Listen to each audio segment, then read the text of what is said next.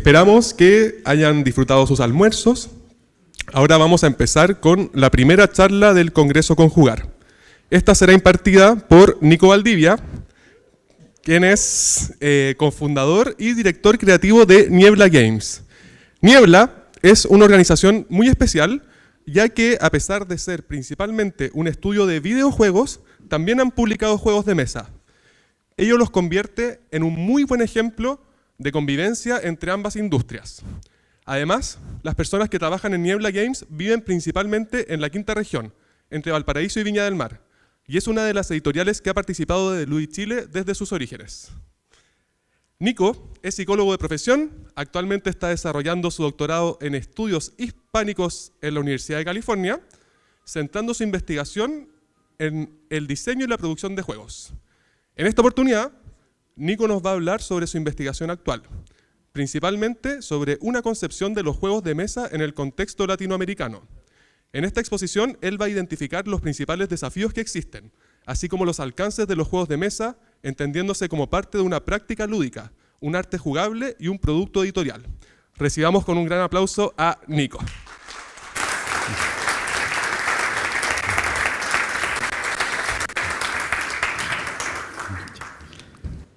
Ahí sí. Bueno, nuevamente, muchas gracias por estar aquí. Estoy muy emocionado, nervioso y con muchas ganas de compartir también esta propuesta, esta presentación. Como dijo Simón, yo soy parte de Niebla Games, somos un estudio que hacemos juegos. Si bien videojuegos es una de nuestras actividades principales, juegos de mesa también, y también la difusión lúdica.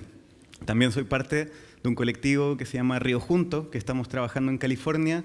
Estamos haciendo difusión de artistas latinoamericanos y la lúdica es uno de nuestros focos principales también desde ahí. Y además estoy haciendo un doctorado en estudios culturales en la Universidad de California, en Riverside, que es también desde la perspectiva un poco que vengo a compartir, tanto como investigador académico y también como creador. Normalmente hago las presentaciones de corazón y guata. Sin embargo, por la importancia que tiene esta instancia, les pido disculpas porque estoy tratando de hacer una mezcla entre el trabajo académico y por lo tanto tiene más un formato como de investigación, pero también de difusión, con ciertos análisis que espero que sean lo más claros posibles, pero vamos a tener bastante tiempo para la conversación, para compartir ideas, debatir opiniones, y esto es simplemente una perspectiva. Entonces, la tengo todo escrito, así que se las voy a estar leyendo. Y la charla se titula así: Los juegos de mesa como campo cultural en el contexto latinoamericano. Desafíos y alcances de una práctica lúdica, arte jugable y producto editorial. En primer lugar, quisiera agradecer a todas las personas que han hecho posible esta actividad, a los organismos públicos que han apoyado con recursos y las personas apasionadas que han podido asistir a este evento tan importante para la lúdica chilena. A la primera instancia internacional de diseño y edición de juegos de mesa, no solo en Chile, sino que además en el sur de Chile. Y por sobre todo, agradecer y expresar mi admiración profunda al trabajo de Ludi Chile, la Asociación Gremial Chilena de Editoriales de Juegos de Mesa, a quienes por favor además pido un tremendo aplauso porque es impresionante lo que se ha hecho.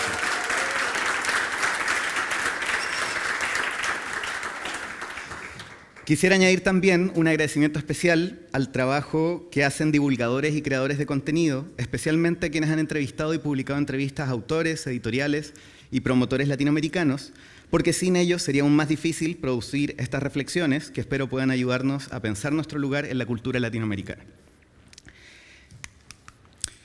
Los juegos contemporáneos, entendidos como productos culturales, han permeado cada rincón del mundo en que vivimos, convirtiéndose en una de las principales actividades de ocio para millones de personas. Debido a esto, es que cada vez crece más el interés en pensar críticamente no solo el contenido que se desenvuelve en ellos y la forma en que es tratado, sino también el marco sociocultural en el que se desenvuelve el gran fenómeno del juego. Si bien las nuevas generaciones de investigadores y críticos están mucho más atentos a la vasta dimensión que el medio lúdico tiene para explorar, y la cantidad de investigaciones está en aumento considerable, el contexto latinoamericano aún presenta desafíos particulares. Cuando se me invitó a discutir la relevancia de los juegos de mesa como expresión cultural, inmediatamente me aborda la sorpresa. ¿Cómo así? ¿Quién duda de los juegos de mesa como expresión cultural? ¿Quién requiere una justificación para validar su trascendencia? Y sin embargo, al cabo de un tiempo de reflexión, me deja de extrañar. Mi campo como investigador de estudios culturales son los juegos. Y además, soy diseñador con experiencia editando colaborativamente. Para mí, la respuesta es clara, pero igualmente lo es la necesidad de continuar abogando por el profundo valor de esta expresión cultural que compartimos. Hay los juegos de mesa, un arte tan joven y a la vez tan milenario. Tenemos juegos con más de 5.000 años, pero aún tenemos que justificar por qué el quehacer de nuestro ámbito se trata de una industria cultural que además se encuentra en auge. Ahora bien, para aplacar las angustias de quienes vivimos en la lúdica, hay que valorar que estas discusiones son cada vez más escasas en otras regiones, y al parecer también en América Latina. En este contexto, el consumo y creación ha estado en aumento desde su expansión considerable en la última década. A su vez, cada vez son más las instancias estatales que han incluido este medio en sus estrategias de políticas públicas por su valor cultural, artístico y económico. En Chile, por ejemplo, ya existen fondos de diseño, de industria y de fomento que incluyen el desarrollo de los juegos de mesa. Y si bien aún resulta escaso para las necesidades actuales de la audiencia, de creadores y editores, estamos pavimentando un camino ancho para el desarrollo futuro, que esperamos continúe en expansión. Y sobre esto cabe destacar nuevamente la enorme labor que se está haciendo desde la Asociación Gremial Ludichile para la promoción de este frente a instancias públicas y privadas y en eventos como el que estamos compartiendo en este momento. Otro ámbito fundamental para evaluar la trascendencia de esta expresión cultural es lo que ha sucedido en el mundo de la academia. Aquí cabe destacar cómo es que cada vez son más las personas que investigan juegos de mesa, ya sea como producto cultural y práctica social, como por sus aplicaciones en ámbitos tan diversos como la educación, la salud y los negocios. Un dato relevante a la causa es la creciente producción de artículos académicos sobre juegos de mesa en los últimos 10 años. Aquí tenemos un ejemplo haciendo una búsqueda en academia.edu de board games, ancient board games, modern board games. Tenemos la cantidad de artículos producidos. Y si bien ha tenido una pequeña caída post-pandemia, esta la podemos atribuir a las cuarentenas globales y la dificultad de reunirse a jugar e investigar. Pero aquí estamos para retomar esta labor. Queremos hablar del juego como expresión cultural, ya sea como arte, como producto editorial o cualquiera de sus dimensiones. Y para esto resulta tremendamente fructífero ponerlo en perspectiva con otros medios que también han tenido que encontrar su lugar en la sociedad. Es de celebrar que existan apoyos a expresiones artísticas como el libro, la fotografía y el cine. Pero al hacer paralelos con estos, tenemos que recordar cómo es que cada uno de ellos ha batallado por valerse como una práctica cultural legítima, con el valor que hoy les conocemos.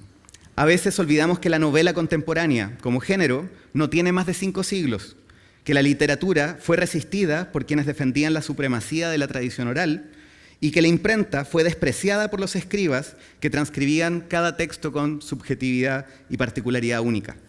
Lo mismo ocurrió con la fotografía frente a la pintura y posteriormente al cine, cuando se hizo posible además replicar en masa cada una de estas obras de mayor complejidad.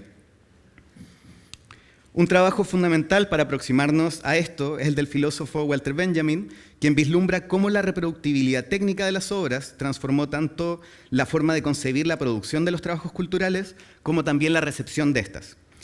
La recepción del arte, según el autor, tiende a producir una dimensión aurática en las obras, o más bien en la relación que existe entre obras y receptores. Y esta se ve tensionada con la irrupción y la capacidad industrial de la producción y reproducción. El ejemplo paradigmático de esta aura es la diferencia entre contemplar la Mona Lisa en el Museo Louvre en París a alguien que está frente a una réplica hecha en masa de la misma en una tienda de decoración. El valor que atribuimos a la primera y la relación que tenemos con la segunda es muy distinta, por muy iguales que resulten a nuestro escrutinio. Esta propiedad aural, por supuesto, no se trata de una característica intrínseca del objeto, sino del resultado de las relaciones en las que se encuentra este objeto y que lo conforman como tal.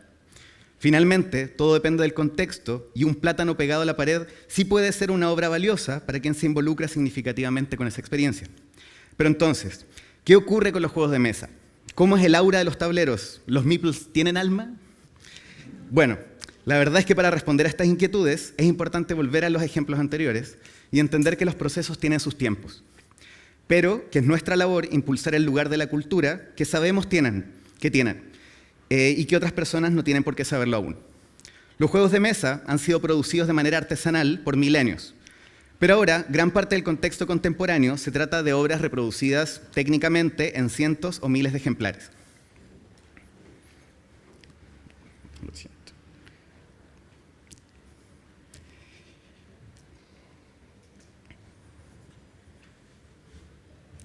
Lo siento. Dedos gordos. Ahora sí. Bueno, entonces han sido producidos en cientos o miles de ejemplares y esto es un desafío para la conferencia de este valor artístico de este tipo de obras, o el aura, pero no explica completamente su estatus actual. El posicionamiento de estos como productos comerciales, como objetos orientados principalmente a una audiencia infantil, como si esto fuera algo de menor importancia, y un largo etcétera, nos puede ayudar a entender esta deriva. Sin embargo, hoy me interesa más proponer cómo podemos continuar posicionando el juego y al medio en el lugar que les corresponde. Como investigador y también como creador, entiendo que los juegos son fundamentales para nuestras sociedades. Que, como decía Huizinga, nuestra capacidad de jugar no es solo una expresión de la cultura, sino más bien una condición necesaria para el surgimiento de esta. Que los juegos pueden impulsar las economías, como el caso en Polonia, hay ejemplos, el fútbol, y bueno, ejemplos hay por montones que podemos presentar de una manera sistemática, que también pueden reunir a las personas, que también pueden generar fanatismos exacerbados terribles si no tenemos una relación sana con esta dimensión de nosotros mismos. Sin embargo, si quiero que más personas atribuyan una relevancia artística al medio que queremos allanar el camino y para la emergencia de más contextos, tenemos que ver cómo poder producir contextos que generen un poco esta relación aural con las obras jugables de mesa. Dentro de la deriva propia de nuestro medio está la interesante tendencia a tomar ejemplos del libro para intentar hacer valer el medio usando la metáfora del aura que rodea al género literario. Tenemos ludotecas que siguen el modelo de las bibliotecas, tenemos editoriales de juegos modeladas a partir de las literarias y tenemos autores que no debemos olvidar es un dispositivo de poder muy reciente. La idea del arte, como la entendemos hoy, es casi un sinónimo de la idea de un autor en el tiempo contemporáneo. Pero la producción artística no siempre ha requerido de un nombre particularizado para validarse frente a otras producciones culturales. Y cuando lo pensamos en nuestro medio milenario, no resulta relevante preguntar quién es el autor del mancala, del go, del fútbol, del truco o el ajedrez. El autor como concepto es reciente y lo es aún más en el medio lúdico. Un valiosísimo trabajo al respecto y disponible en español es el del investigador Antonio Catalán, quien analiza el devenir del juego de mesa como producto editorial desde los años 80. A esto también sumamos la emergencia de críticos de juegos en plataformas como YouTube, que no solo han enseñado reglas de juegos a miles de personas, sino también han servido de curadores artístico-culturales con la diversión como particularidad adicional de nuestro medio. Aquí tenemos referentes fundamentales, como el ejemplo de Jugando con Ketty, que fue pionera en Latinoamérica, pero también debemos notar el impacto que críticos angloparlantes tuvieron en trabajos seminales de algunos autores de la región. Por ejemplo, el 2012 fue un hito para el medio latinoamericano el que haya salido un review de The Dice Tower para Gangsta, de la editorial chilena Aldebarán, o Xanadu, de la editorial colombiana Azahar, fenómeno que se repitió con alegría el 2019 para Los Tesoros del Rey Pirata, de nuestros imprescindibles colegas del ludoísmo. En relación a todo lo anterior, es que podemos entender que la emulación hacia otro medio, validado en este caso la literatura, nos ha ayudado a abrirnos paso a ciertas posiciones de reconocimiento, las cuales debemos seguir utilizando, pues es una estrategia de promoción para la lúdica y su valor cultural. Sin embargo, debemos evitar erigir cercos innecesarios solo para mantener la pretensión de estatus que nos pareciera conferir el canon literario. Abrir el medio es también ayudar a validar a aquellos que están creando desde otros espacios y también con otros fines. Un juego artesanal no es necesariamente un prototipo, y un juego completado no tiene por qué tener más de un ejemplar, ni pretender ser distribuido a gran escala.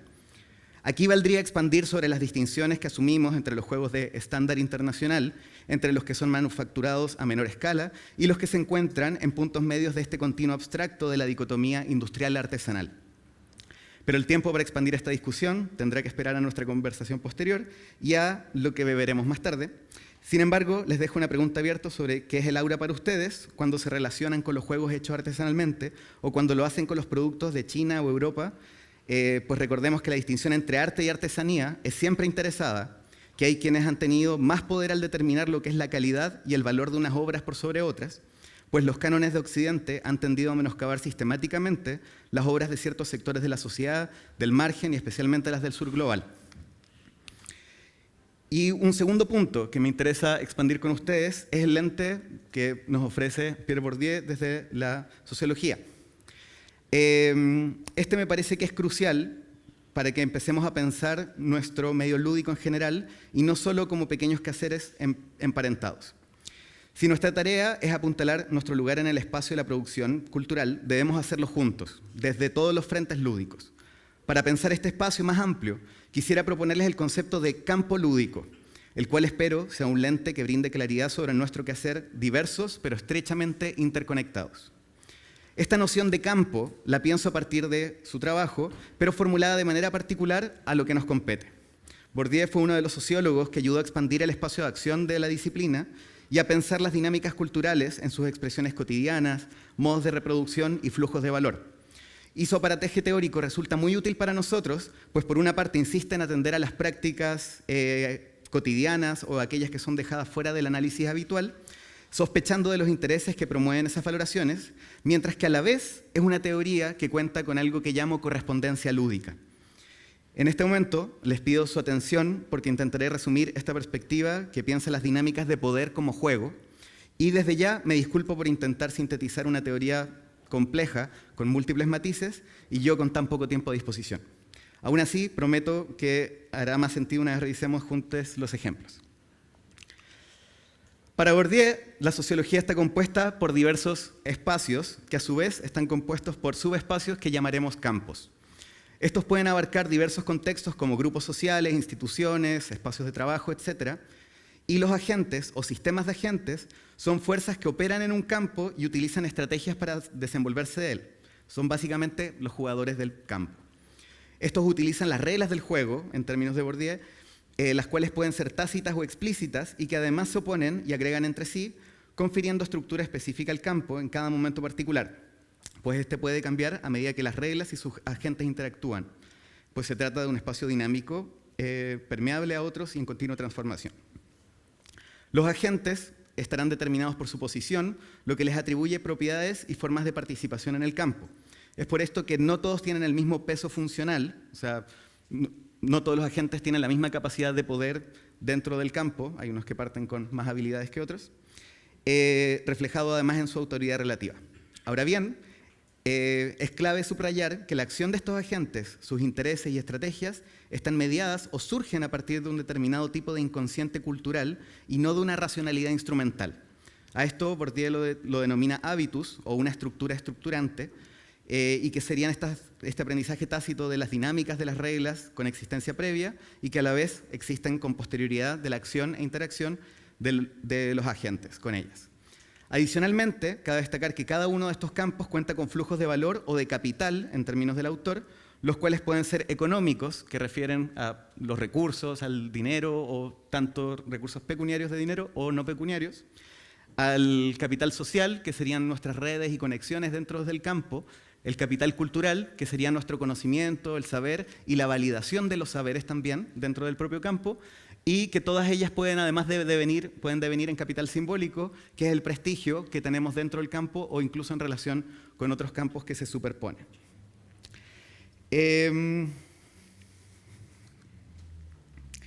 Bueno, en suma, podemos afirmar que Bourdieu piensa desde una metáfora de juego con reglas y estrategias, donde la particularidad es su permeabilidad de unos juegos con otros, los que a su vez pueden superponerse entre sí. Es a esto lo que llamo una correspondencia lúdica en esta teoría, pues es una metáfora que desde el pensamiento de juego resulta muy elocuente para analizar nuestro propio espacio cultural, o sea, el campo lúdico. Ahora, para bajar los ejemplos, y les pido disculpas por la densidad de lo que acabo de decir y sin hacerle un favor a la teoría, permítame dar unos ejemplos. Por ejemplo, el campo de la ciencia. Desde esta lente podemos entender que en este se encuentran agentes como científicos, investigadores, profesores, estudiantes, divulgadores, etc. Y sistemas de agentes como la academia, los organismos estatales, instituciones públicas y privadas. Al interior del campo de la ciencia se disputa qué y cómo se entiende lo que es la ciencia y responde a pugnas de capitales de todos los tipos. De manera similar ocurre en el arte, y esto nos interesa para también pensar nuestro lugar en el campo cultural. donde tenemos artistas, curadores, museos, investigadores, audiencia y otros agentes que disputan cuestiones tan fundamentales como la manera en que se entiende el arte, la producción, la recepción y la finalidad de este. Además, cada uno tendrá distintas estrategias para disputar el capital cultural que posiciona unas ideas de arte por sobre otras, del capital económico expresado en financiamientos, el capital social de redes al interior del propio campo o en otros contiguos, o finalmente el capital simbólico que puede traducirse en el renombre en el amplio mundo del arte. Ahora, si pensamos el campo lúdico, cuando pensamos la cultura en estos términos, es prudente asignarle una dimensión mayor en donde, o sea, el macrocampo de la cultura, en donde estamos incluidos. Es por eso que debemos entender este espacio como un macrocampo, el de la cultura, en el cual está este campo lúdico. Este refiere al espacio compartido y disputado entre los distintos agentes y sistemas de agentes que lo conformamos. Entre estos podemos mencionar jugadores, autores, artistas, editores, editoriales, distribuidores, críticos, medios, académicos, investigadores, influencers, promotores, inversionistas, vendedores, demostradores y un largo listado de agentes que todos somos parte de esta propuesta del campo lúdico. Cada uno de estos agentes o sistemas de agentes aporta algo único y participa en una disputa constante sobre lo que constituye el juego, su significado y su papel en la sociedad y su valor cultural. En términos de capitales, el campo lúdico también se ve influenciado por el capital económico, social y cultural. Por ejemplo, el capital económico se manifiesta en la financiación de nuevos juegos, la inversión en tecnologías de juego y la comercialización de juegos en diferentes mercados. El capital social se observa en las redes y comunidades que se forman alrededor de los juegos, tanto por espacios físicos como digitales. Y por último, el capital cultural y simbólico se adquieren a través del reconocimiento de juegos como formas artísticas valiosas, la legitimación académica de estudios sobre juegos y la creciente aceptación de los juegos como parte importante de la cultura contemporánea. En una línea similar encontramos el trabajo de Keogh, quien además se aproxima a la producción de juegos desde la teoría de campos. Esta analiza cómo es que las relaciones de poder que existen en la producción global responden a dinámicas situadas en diversos contextos locales. Si bien su trabajo está centrado en la lúdica digital, la atención que el autor pone a la translocalidad para entender las formas en que opera el poder en este subcampo lúdico nos ofrece claridad a nosotros en general, desde nuestra localidad y translocalidad latinoamericana. Desde la invitación que nos hace a lo que llama Game Production Studies, podemos reconocer mejor las particularidades para luego perfilar una visión más general de lo que sería lo que llamo campo lúdico. Pues este se incluye tanto el ámbito de la producción de juegos análogos, juegos digitales y juguetes, junto a la compleja red que se teje entre los agentes que cada vez alcanzan mayor peso funcional al interior de este espacio. Entre estos podemos seguir destacando una audiencia participativa, creadores, editoriales, medios, etc., y esta lista que es tremendamente infinita, de agentes que año a año continúan complejizando este campo. Y este, por tanto, no es solo un espacio de entretenimiento y ocio, sino también un terreno de disputa cultural y social, donde se negocian ideas sobre identidad, narrativa y experiencia colectiva. El desafío y la oportunidad para los participantes de este campo en América Latina, o sea, nosotros, y más allá, es reconocer y aprovechar estas dinámicas para enriquecer y expandir el alcance de los juegos como una forma de arte jugable, un producto editorial y una práctica cultural significativa. Y es aquí que me interesa insistir y enfatizar el reconocimiento del campo lúdico como uno compartido con la expresión amplia del juego para reunir fuerzas, estrategias y recursos con otros miembros de este campo lúdico, al igual como pasa con los juegos digitales, con los juegos tradicionales, con los juguetes, con los juegos deportivos, etc. Pues lejos de estar en veredas distintas, podemos pensarnos en una genealogía común y presente, pues tenemos raíces, tronco y ramas comunes y entrelazadas que no debemos descuidar. Investigando el trabajo de creadores chilenos, mexicanos, colombianos y peruanos, saltan a la vista muchos aspectos en común. Tenemos múltiples similitudes con matices locales, muchas de las cuales compartimos también con el contexto español. Un ejemplo de esto es la relevancia que han tenido los juegos de rol y su difusión digital en las historias lúdicas de las primeras generaciones de creadores en la región, así como la presencia de los juegos de cartas coleccionables en sus entornos. Seguramente muchos aquí de los que llevan más años o tienen una historia de rol o tienen los juegos de cartas también como una experiencia en sus propias historias lúdicas. Para los que tienen más años en el rubro, esto puede parecer una obviedad, pero es un punto que marcar especialmente para el crecimiento inclusivo del campo de generaciones futuras, Pues al día de hoy, y afortunadamente, ya tenemos creadores que sus puertas de entrada han sido precisamente otros juegos de mesa, y juegos de mesa contemporáneos, que no fue el caso de muchos de nosotros, y muchas otras historias como han llegado también a este medio. Estas consideraciones son importantes a notar para que vayamos favoreciendo el que más voces ingresen a los distintos sistemas de agentes del campo lúdico, jugadores, creadores, editores, etc., y así el medio crezca en relevancia y peso como campo cultural en su totalidad. No es sorpresa que haya existido una predominancia masculina, la cual afortunadamente está matizándose con el paso de los años. Y con esto enfatizo que no ocurre meramente porque el tiempo pasa, sino porque hay más agentes mujeres y pertenecientes a diversidades que se han abierto paso en un contexto que en tiempos ha sido bastante hostil y segregador. Pensando en el contexto lúdico de nuestra región, en Latinoamérica, y prestando atención a la noción de campo, sus agentes, los capitales que se mueven al interior de este y las estrategias que desenvolvemos, podemos esclarecer con más detalle los desafíos compartidos. Hay limitaciones productivas para realizar juegos de lo que llamamos estándar internacional, hay pocas oportunidades de financiación, se ha naturalizado la práctica nefasta de la consignación para las editoriales sin flujo de caja y trabas de ingreso a mercados mayores sin la acción de intermediarios sustantivos. Sin embargo, del mismo modo en que podemos reconocer con más detalle las particularidades de nuestras dificultades comunes, también podemos identificar estrategias más eficaces para nuestra consolidación. Identificamos a quienes fomentan el juego, desde dónde, para qué y cómo es que puedo ser un agente en pos de la misma causa.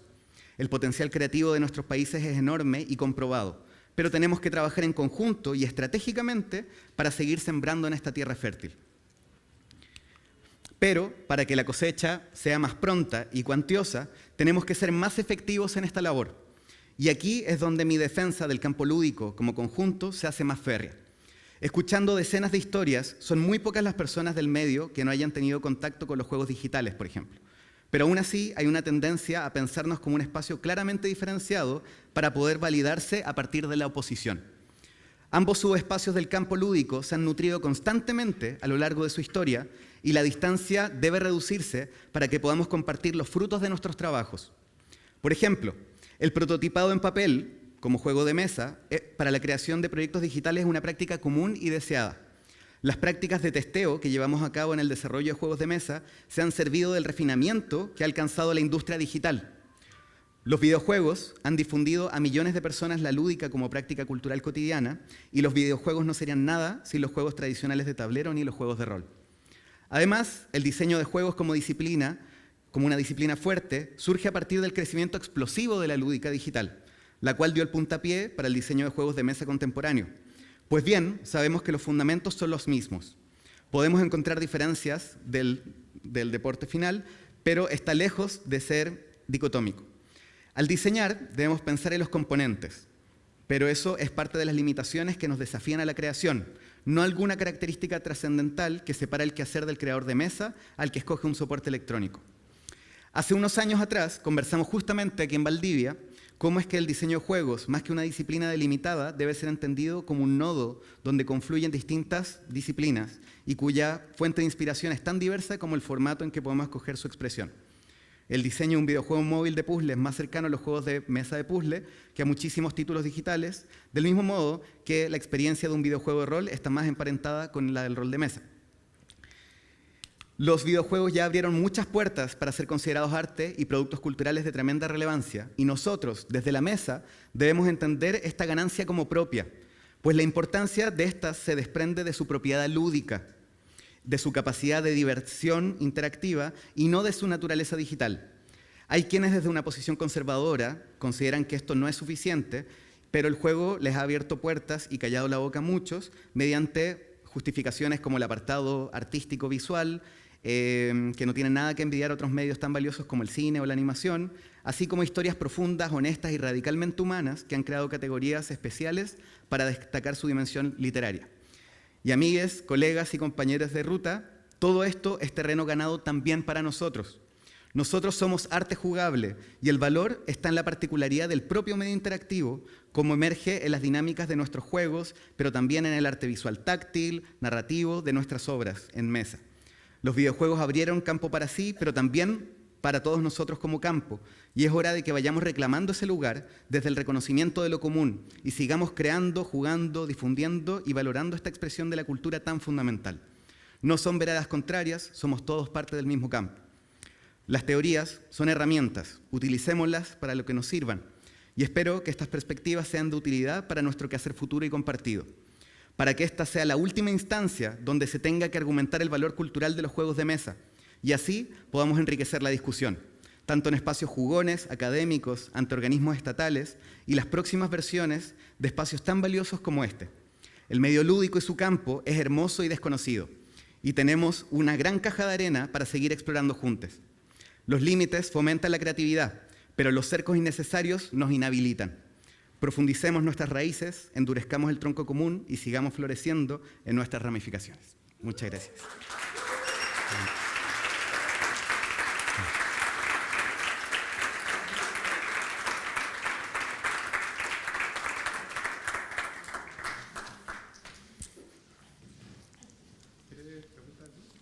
Ahora la idea es abrir la conversación.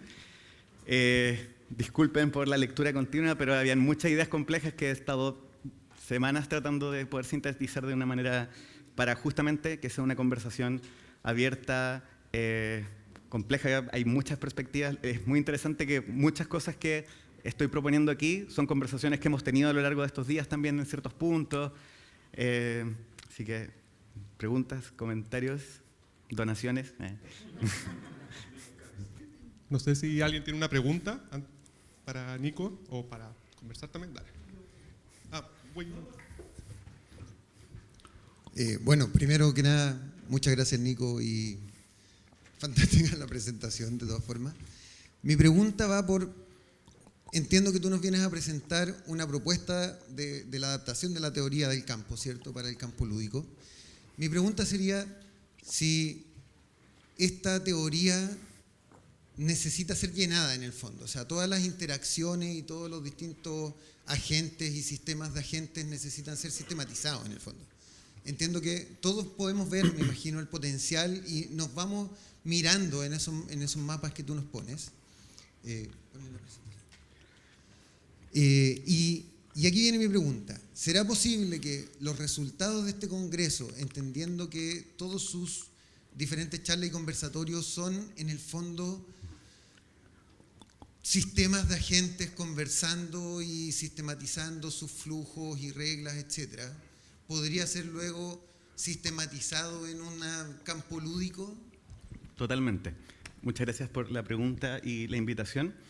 Esto es definitivamente algo que se puede usar y por eso me parece que es tan útil esta teoría, tanto por el valor como intelectual que tiene, por la correspondencia lúdica con nuestro campo, pero porque es muy clara y es algo que se puede graficar. No es de dos dimensiones ni simplemente que se pueda simplificar así, porque hay relaciones que son multidimensionales, pero definitivamente se pueden graficar y nos ayuda también a reconocer las complejidades y la riqueza que tiene el campo y el medio en crecimiento, en continua expansión. Y esta propuesta, además de entenderlo como el reconocimiento del campo lúdico de una perspectiva ampliada, ayuda como argumento a usar las victorias que ya están hechas para la lúdica, que se han hecho desde otros ámbitos, y que tenemos que continuar y ver como victorias propias y saber cómo argumentarlas, donde, por ejemplo, la graficación o la sistematización ayudaría muchísimo a esclarecer también a gente que no tiene por qué tener la claridad que tenemos nosotros al respecto como un recurso argumental. Me parece que es una tarea excelente a la cual además me ofrezco a colaborar también, si es que desde Ludi Chile, la eterna iniciativa de Víctor, ahí apaña, así que sí.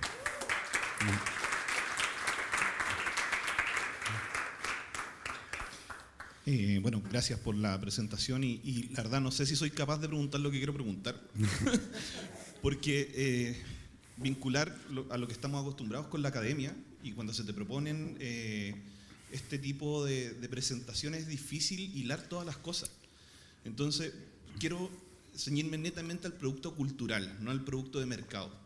¿Qué sería más sano para que el juego sea reconocido culturalmente? ¿Presentarlo como un producto para darlo a conocer y que la gente lo quiera consumir? ¿O crear una necesidad con herramientas que ya tenemos en la población para que la población sea la que demande el juego? Ahí es una súper buena pregunta porque opera desde distintos frentes. Por un lado está la discusión, por ejemplo, la invitación a pensar esta relación aural que tiene la recepción del arte contemporáneo, de cómo lo vemos como cómo se generan las condiciones para que tengamos esa relación con esa obra, que por otra parte es a la vez un arte jugable, pero también es un producto editorial y es un producto comercial, y eso genera como valoraciones súper distintas que generan las tensiones que hacen que tengamos que a veces batallar un poquito para encontrar la validez para personas que solo la ven como un juguete para una persona pequeña o algo así. Yo creo que hay una cosa muy interesante desde la gestión cultural, que es la promoción de audiencia, la generación de audiencia.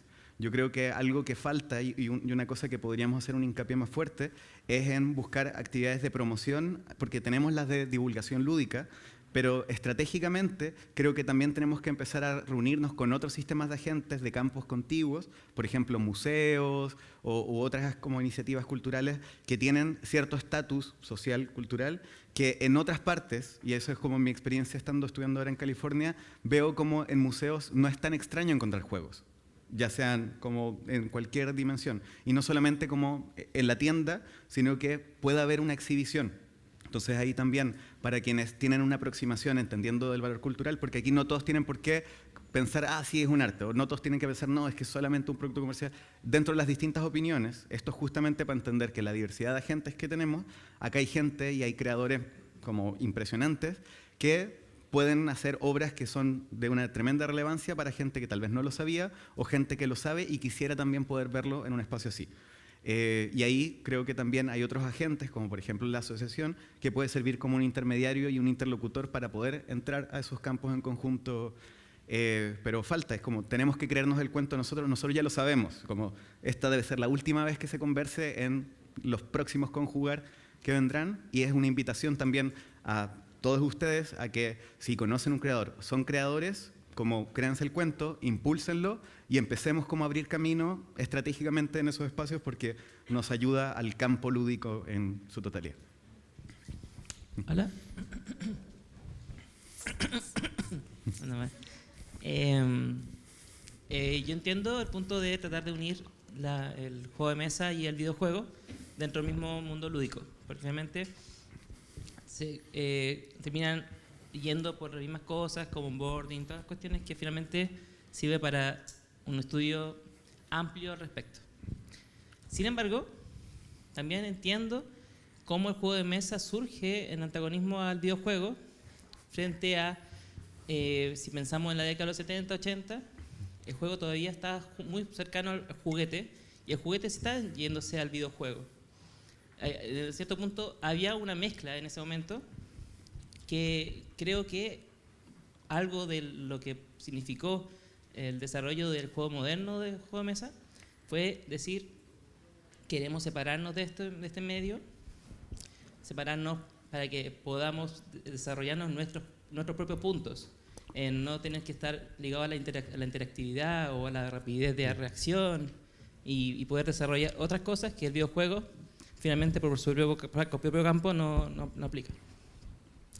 Y entonces, entendiendo que también queremos fusionar y volver a unirnos, ¿cómo plantearía entonces este valor intrínseco del juego de mesa que habría que rescatar? Yo pienso, por ejemplo, un poco con la animación, lo que sería 2D y 3D.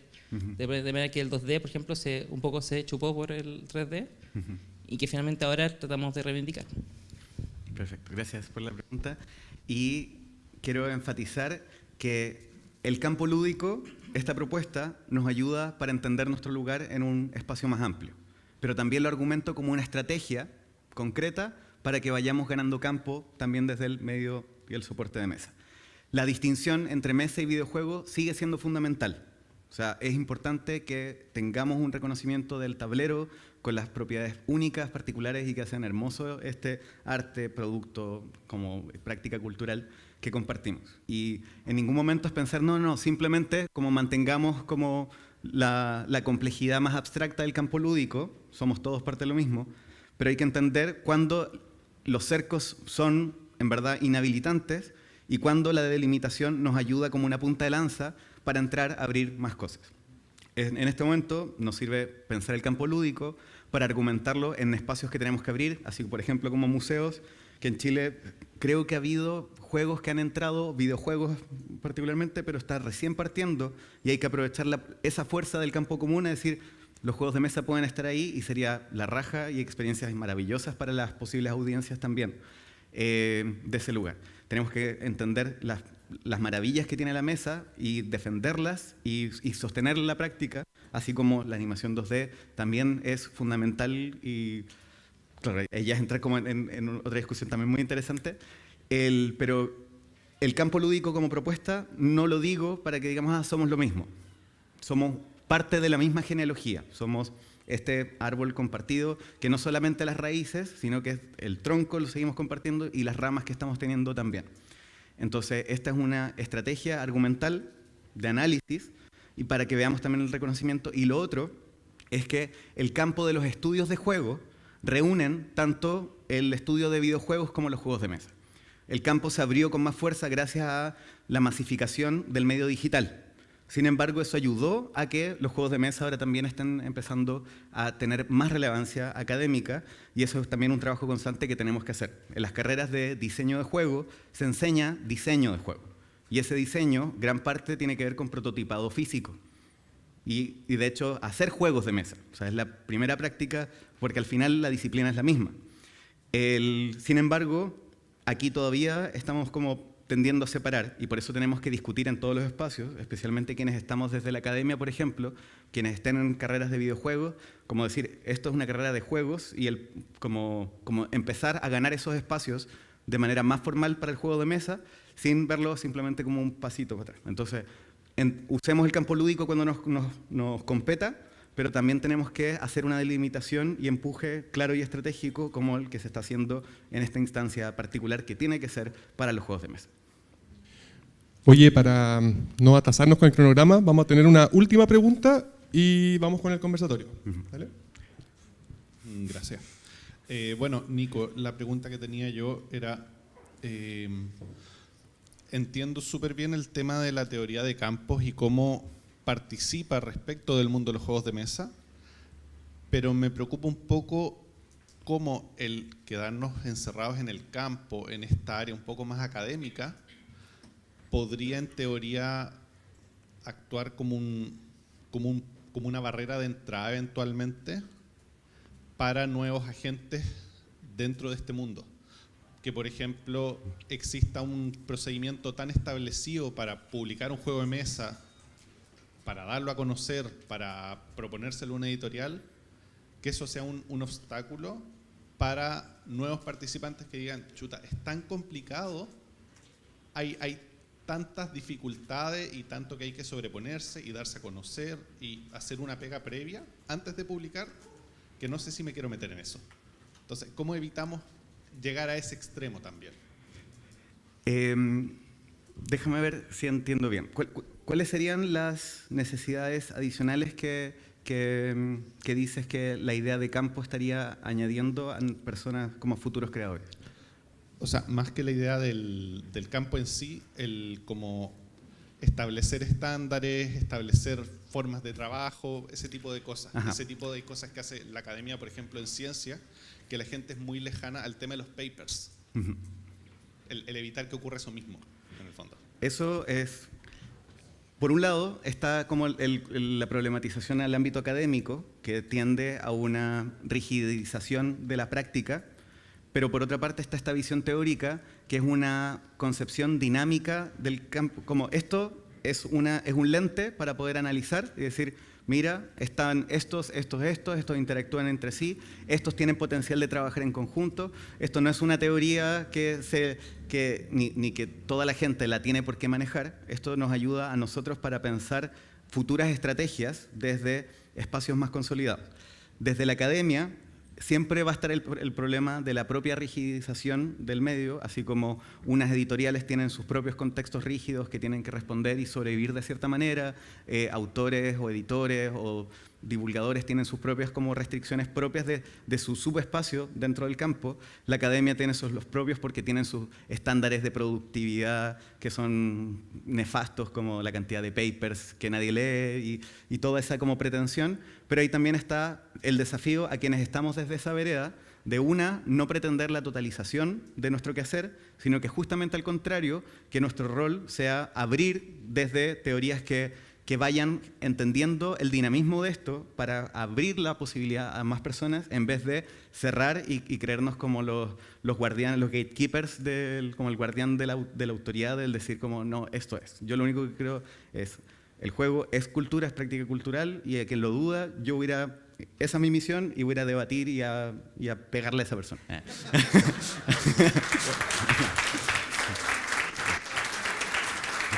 Bueno, muchas gracias, Nico. Un gran aplauso para el Nico.